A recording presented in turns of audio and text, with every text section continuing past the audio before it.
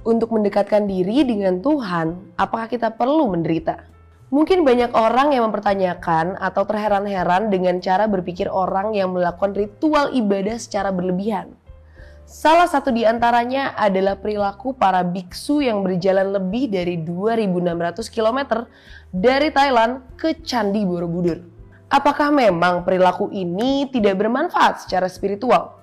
Dalam Islam sendiri, ada pendapat ulama yang mengatakan bahwa ketika kita merasa lapar dan mengalami tekanan, maka di saat itu kita akan cenderung merasa dekat dengan Tuhan.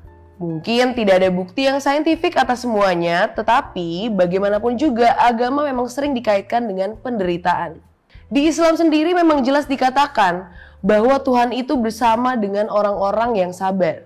Sebenarnya kalau kita menggunakan logika, hal ini cukup masuk akal. Proses memperluas pengalaman memang berada ketika manusia tertekan.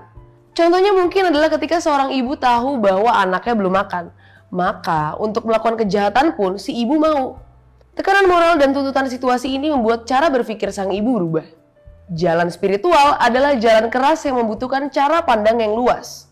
Moral, ego, dan nafsu menjadi hilang ketika manusia memang dalam kondisi yang lelah, sakit, lemah, dan kondisi penuh tekanan lainnya.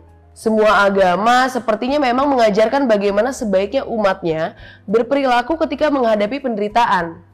Mungkin sebaiknya tidak perlu mencari penderitaan dengan sengaja, tetapi berada dalam posisi sangat enak dan sangat tidak enak itu godaannya sangat besar.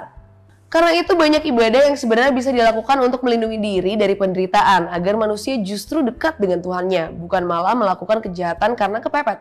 Yang jelas dalam penderitaan kita akan berusaha semaksimal mungkin untuk mengendalikan diri. Seperti layaknya disiplin diri dalam menghadapi penderitaan 32 biksu yang berjalan kaki 2.600 km. Mereka hebat ya?